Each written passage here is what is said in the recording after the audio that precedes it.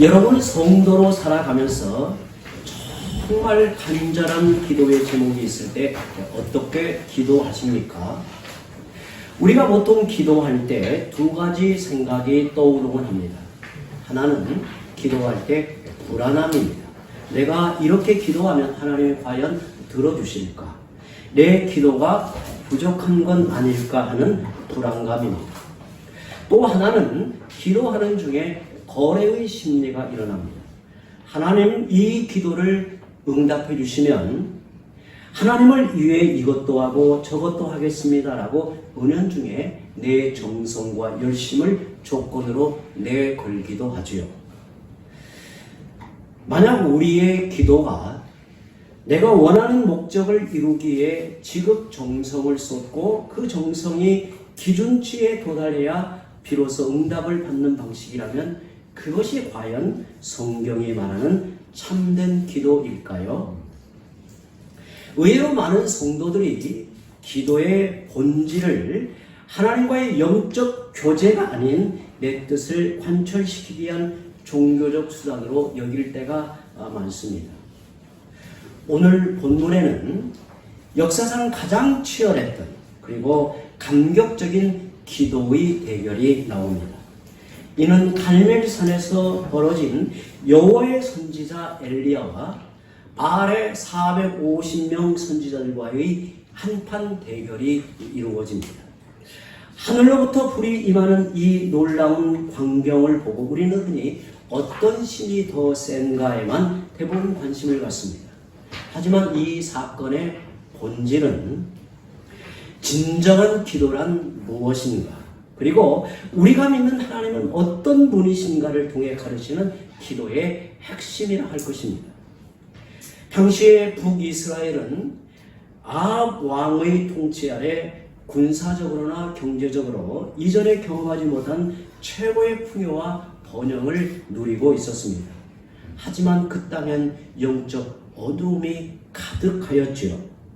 이스라엘 백성이 하나님을 아예 떠나진 않았지만 그 땅의 풍요한 신 바알에게 양 다리를 걸치고 머뭇거리고 있었습니다. 하나님도 믿고 우리의 삶을 풍요롭게 할 바알도 믿는다는 시기였습니다. 하나님도 믿고 내가 이 땅에서 부자가 되고 크게 성공한다면 세상이 어떤 방식이든 함께 붙들겠다라는 그런 방식이었죠. 오늘 우리는 갈멜산의 제단 앞에서 벌어졌던 영적 전쟁을 살펴보려고 합니다. 똑같이 부르짖고 있지만 아무 응답을 받지 못한 바알 선지자들이 악에 맞춰 주문을 애운 그 기도, 그리고 몇 마디 선포만으로 하늘에서 불이 내렸던 엘리야의 분명한 기도를 대조해 보려고 합니다. 오늘 이 말씀을 통해서 혹여나 우리 안에 숨어있는 바알의 기도가 있지 않은지 살펴보시기를 바랍니다. 우리가 주일이면 말씀을 요즘 기도의 주제로 중요하게 말씀을 나누는데 오늘 특히 기도에 대한 이해가 혹이 깊어지고 기도의 영적 유익을 깊이 깨닫는 복이 있기를 바랍니다. 엘리야라는 선지자는 북이스라엘의 아합 왕 때 주로 활동했던 선지자입니다. 이스라엘은 아합 왕 때 가장 강력한 군사력을 갖추었고 특히 이웃 나라들과의 외교 활동을 활발히 하면서 평화와 공존의 정책을 추진합니다. 우리가 성경을 보면 이제 성경의 관점에서 기록된 아합 왕의 이 일대는 사실 이스라엘의 그 부흥기, 전성기를 보기가 어려워요. 그러나 이제 아합 왕의 그 맨 역사, 그야말로 그 시대의 역사를 추적해보면 그 당시 이스라엘은 군사적으로 매우 강한 상태였고 또 이웃 나라들과의 외교 활동을 활발히 추진했던 그런 시기입니다. 그런데 문제는 아합 왕이 아주 뛰어난 정책을 펼쳐가는데 이방의 종교까지 받아들이고 종교 혼합 정책을 펼쳤다는데 이제 큰 문제가 일어납니다. 뿐만 아니라 그는 바알을 섬기는 이세벨을 아내로 맞이하기도 합니다. 국가적으로 바알 종교를 받아들인 결과로 이스라엘 백성은 여호와 하나님을 섬기기도 하고 또 바알이라는 우상도 섬기게 됩니다. 철저히 여호와 하나님만을 붙드는 게 아니라 하나님도 믿고 섬기며 바알도 믿는 것이 그 시대의 영적 분위기에서 그냥 자연스러운 일까지 되어버린 거예요. 이스라엘은 철저하게 하나님만 섬기는 백성인데 어찌 이렇게 쉽게 하나님도 섬기고 바알도 섬기는 양다리를 걸칠 수 있는가? 당시 바알 종교는 당시의 가나안 땅에 이제 정착하여 살아가는 이스라엘에게 바알 종교는 상당히 매력적으로 보일 수밖에 없었는데 그 이유는 가나안 땅이 농경 문화권이었기 때문입니다. 사실 바알이라는 신은 실제 있는 게 아니죠. 바알은 실제 있는 신이 아닌데 가나안 족속이 비라고 하는 비, 하늘에서 내리는 비, 자연현상을 보고 만들어낸 우상입니다. 그들은 어떻게 생각하냐면 바알 신과 아세라 여신의 성적 결합을 통해 비가 온다고 생각을 했습니다. 비가 내리는데 비가 어떻게 내리는가? 그들이 생각하기를 바알 신과 아세라 여신의 성적 결합을 통해 비가 온다고 생각을 해요. 그래서 비가 오게 하려면 바알 신과 아세라 여신이 성적으로 흥분하게 만들어야 한다고 생각하여 심지어 바알 신전엔 창기를 두고 음란한 제사를 드립니다. 한마디로 바알 종교의 성격은 내 욕망을 채우기에 신을 자극하는 종교였습니다. 내 뜻, 내 욕망을 채우기 위해서 신을 자극하여 그 욕망을 채우는 방식이었단 말이죠. 더군다나 그들의 눈앞에 보이는 쾌락과 풍요가 있으니 얼마나 혹하였겠습니까? 여러분, 인간에게 아주 그 눈앞에 벌어지는 화려함, 또 어떤 쾌락, 그리고 물질의 어떤 풍요가 정말 얼마나 인생을 휘두르는가를 우리는 잘 알고 있잖아요. 더욱 심각한 점은 이스라엘 백성이 하나님을 믿지만 내 삶에 풍요를 가져온다면 바알이든 여호와든 상관없다는 식의 종교적 기회주의자로 점점 나라가 바뀌어가는 겁니다. 엘리야는 이런 백성을 이렇게 꾸짖었습니다. 열왕기상 18장 21절을 함께 읽어보죠. 너희가 어느 때까지 둘 사이에서 머뭇하려느냐? 여호와가 만일 하나님이면 그를 따르고 바알이 만일 하나님이면 그를 따를지니라 하니 백성이 말 한마디도 대답하지 않았다. 정말 기가 막힌 지금 시대 현상이 벌어지고 있습니다. 이스라엘 백성에게는 이제 거의 어느 정도 갔냐면 여호와 하나님이나 바알이나 거기서 거기 아니야? 이 정도까지 가버린 거죠. 그래서 너희가 어느 때까지 둘 사이에서 양다리를 걸치고 머뭇거리느냐? 여호와가 만일 하나님이면 그를 믿고 바알이 만일 하나님이면 그를 따를지니라 하니 백성들이 아무 말을 하지 못했어요. 아무 말을 하지 못했다는 이 말이 매우 인상적이죠. 그 중에 한두 사람이라도 손을 훌쩍 들고 어찌 우리가 하나님을 멀리할 수 있습니까? 우리는 여호와로 말미암는 백성입니다. 이렇게 외치는 사람, 따져드는 사람이 한 사람도 없었다는 것. 이스라엘은 하나님과 바알 사이에서 머뭇거리는 결과로 여호와 하나님을 참 하나님으로 믿지를 못했습니다. 그래서 모든 신들 가운데 하나 정도로 생각을 한 거예요. 세상에 수많은 신들이 있는데 그 중에 여호와 하나님도 그 중에 하나다라고 생각을 한 거죠. 그래서 엘리야는 아합 왕에게 바알이 진짜 하나님인지 여호와께서 진짜 하나님인지 결판을 내자라고 도전을 청한 거예요. 우리가 기도와 응답의 역사로 바알이 참 하나님인가 여호와 하나님이 참 하나님인가를 한번 결판을 내보자라고 청한 거죠. 그런데 그 방법이 매우 독특했습니다. 그 어떤 방법을 하였냐면 바알 신에게 드리는 제단을 만들고 하나님께 드리는 제단을 쌓고 송아지 한 마리를 잡아 각을 떠 제단 위에 올려놓은 후에 각각의 신에게 기도해 불이 내려서 제단을 태우는 신을 참 하나님으로 인정하자라고 이제 결론을 내자고 청한 거죠. 그리고 850명의 바알과 아세라의 선지자들에게 먼저 기도하게 합니다. 너희가 먼저 해라. 우선권을 준 거죠. 너희가 먼저 기도해라 라고 합니다. 그들이 어떻게 기도했을까요? 바알의 선지자들은 아침부터 낮까지 큰 소리로 계속 외쳤습니다. 26절에 보면 바알이여 우리에게 응답하소서 격정적으로 막 소리를 지릅니다. 여러분 기도할 때 그냥 속으로 들어간 소리를 조금 하는 거야. 어떤 사람이 막 운변을 하듯이 막 확 하면 사람들의 마음이 어디에 끌릴까요? 여러분 제가 어디에 가보면 기도를 운변하듯이 하는 분이 있어요.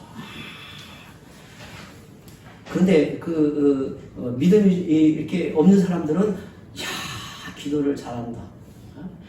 정말 저 기도만 들어도 응답이 될 것 같다. 이렇게 생각한단 말이죠. 그런데 이 바알의 선지자들은 격정적으로 막 울부짖었습니다.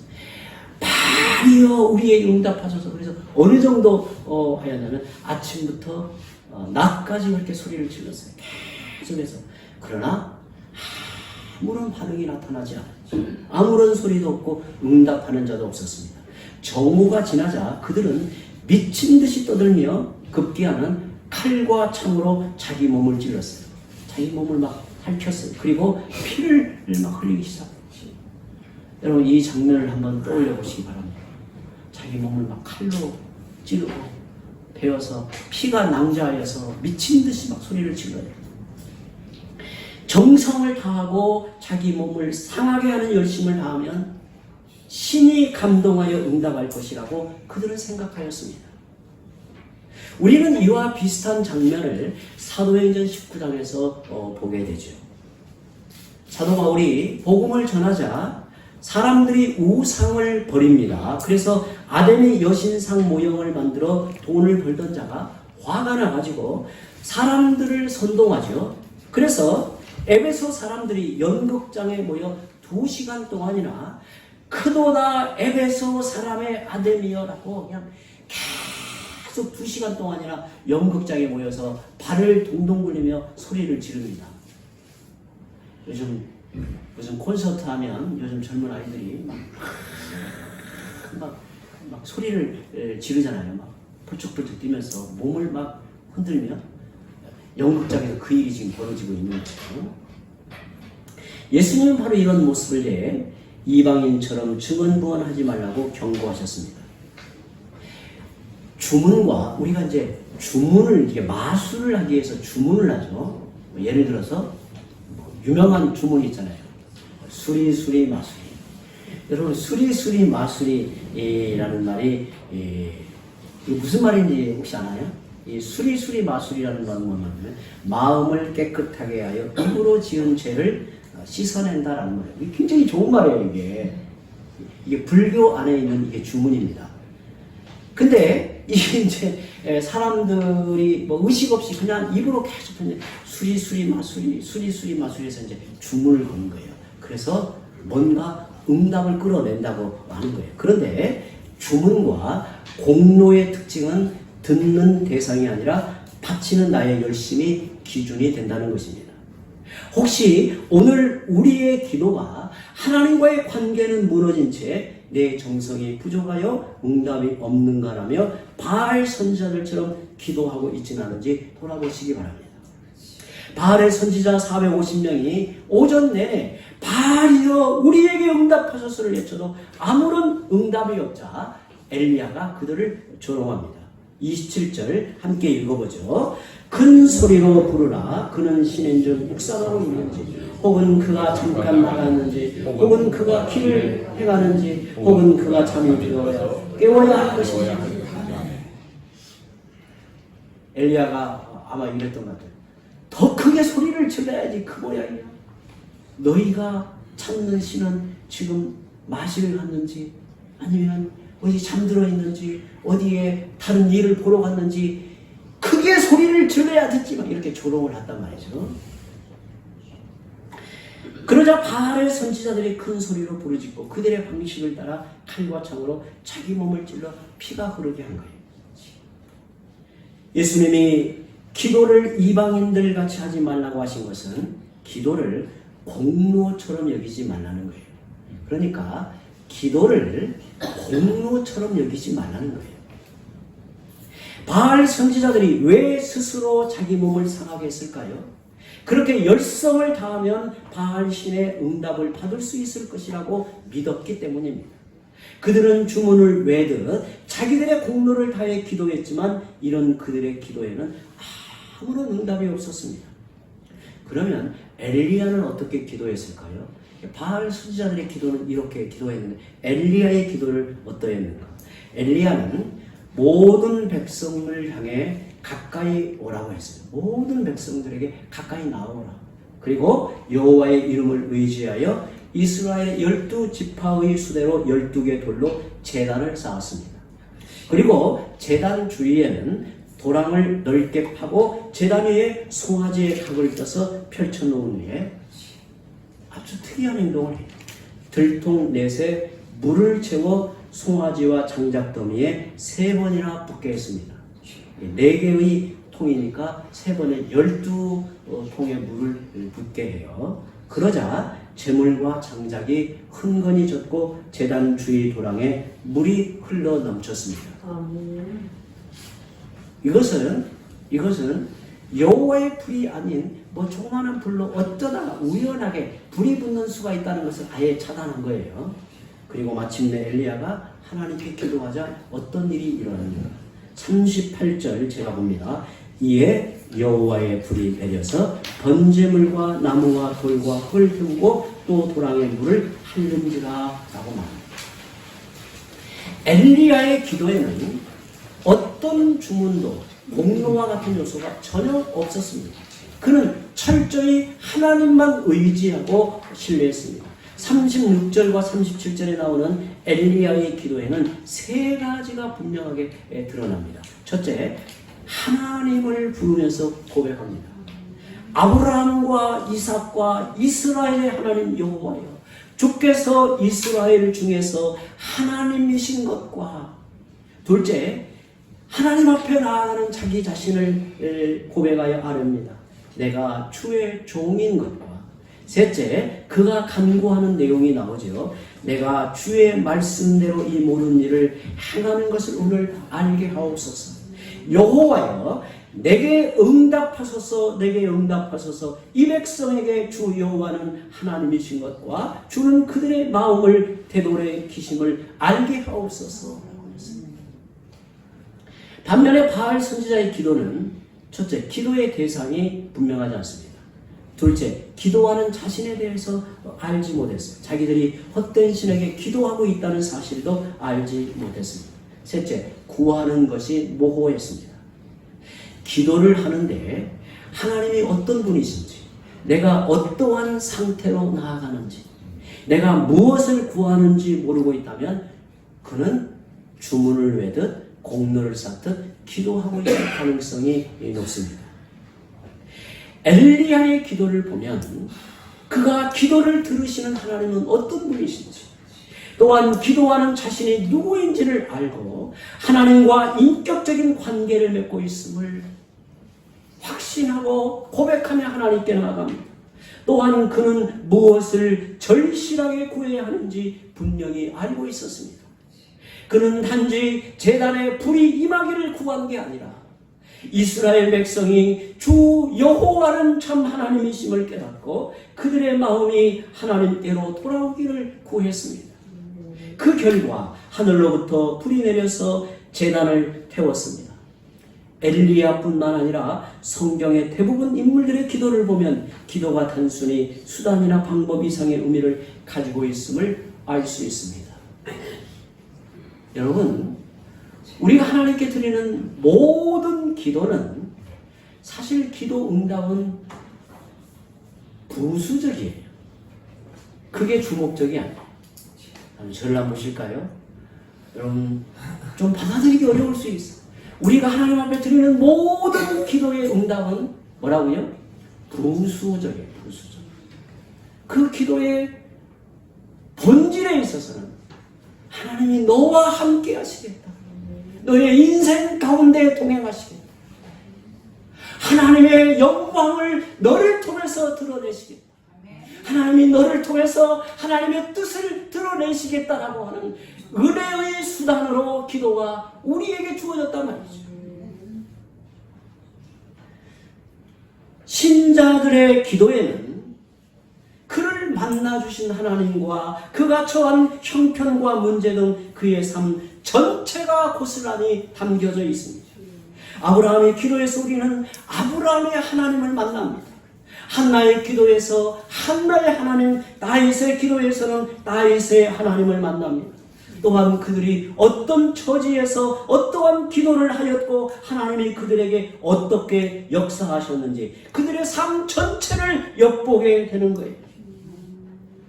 성경에서 말하고 있는 기도는 이 세상의 어떤 기도와도 차별성이 여기에 있는 거예요. 기도는 하나님 앞에 서는 것입니다.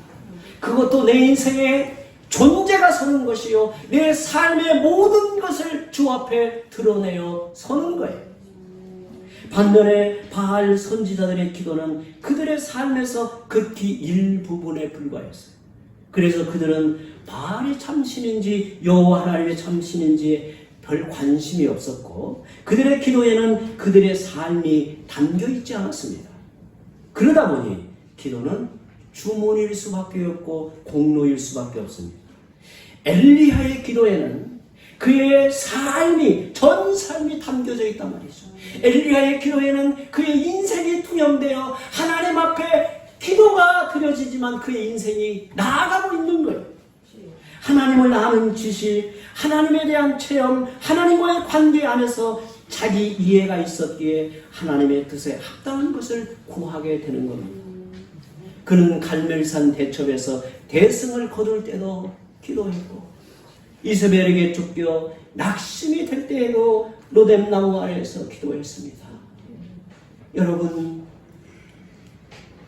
하나님은 우리가 충만하여 정말 하나님 앞에 기도할 때에도 불이 붙고 이런 기도만 좋아하시는 게 아니에요.